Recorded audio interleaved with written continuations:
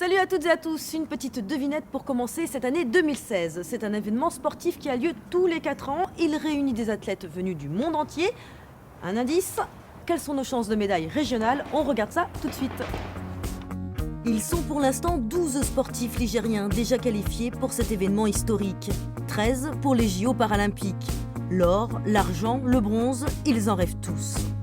Je pense que nous aurons sur la délégation présente pratiquement la moitié qui ont des chances de médaille. C'est-à-dire que les sportifs que l'on envoie aux Jeux Olympiques sont des sportifs qui sont dignes de représenter la région bien sûr, mais aussi la France dans cette compétition internationale. Il y a 4 ans à Londres, petite récolte avec 2 médailles, mais certains comme Jonathan Laubert en voile espèrent bien réitérer le même exploit, tout comme le cycliste Brian Cocard, pas encore qualifié. François Pervis devrait lui aussi faire parler de lui. Sans oublier en paralympique les grandes chances de Damien Seguin en voile, Arnaud Assoumani en athlétisme ou encore Stéphane Houdet en tennis.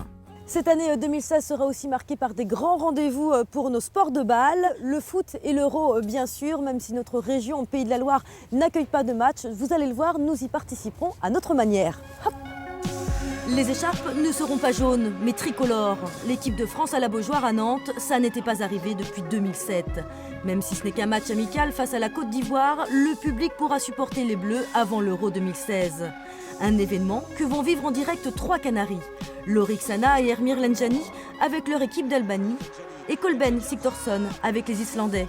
Mais un joueur au nom plus que célèbre va fouler la pelouse du stade Léo Lagrange à Saint-Nazaire. Zlatan Ibrahimovic et toute l'équipe de Suède vont établir leur camp de base durant l'Euro au château des Tourelles à Pornichet. Du beau jeu, les amateurs de handball vont être servis eux aussi. Nantes a été choisie pour accueillir la finale de la Coupe d'Europe EHF. Des bateaux, plein de bateaux. Parmi les courses importantes de cette année 2016, il y en a une qui va attirer tous les regards, le Vendée Globe bien évidemment. Il faut être fou pour faire le tour du monde en solitaire et sans escale. Allez vogue, petit bateau. Aïe, c'est marée basse.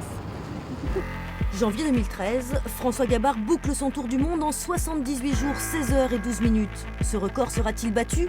Pour l'instant, 14 skippers sont inscrits pour relever ce défi incroyable. Rendez-vous le 6 novembre au Sables-d'Olonne pour le départ de cette course légendaire. L'an passé, il avait boudé notre région. Le Tour de France est de retour en Pays de la Loire. Angers accueillera l'arrivée de la 3e étape et la ville de Saumur vivra un départ le lendemain. Qu'est-ce que c'est que ça? Plutôt inhabituel comme les rendez-vous que vous allez découvrir à présent. 2016 nous réserve quelques surprises. On va sortir des sentiers battus. On voit ça tout de suite. Et ça, c'est une bombe à eau. 126e édition des championnats de France de cross-country. Et pour la première fois, ils se dérouleront dans la Sarthe au Mans. Ils seront des milliers à courir en pleine campagne pour remporter le titre de champion de France. L'espace de quelques jours en février, la petite ville de la Chapelle-sur-Erdre, près de Nantes, va devenir la capitale du billard anglais à l'occasion du championnat d'Europe. Pas moins de 14 nations y seront représentées. Vous l'avez vu, on ne va pas s'ennuyer. Le programme sportif s'annonce chargé. Alors prêt à décoller pour 2016, c'est parti! Jusqu'à Rio. Alors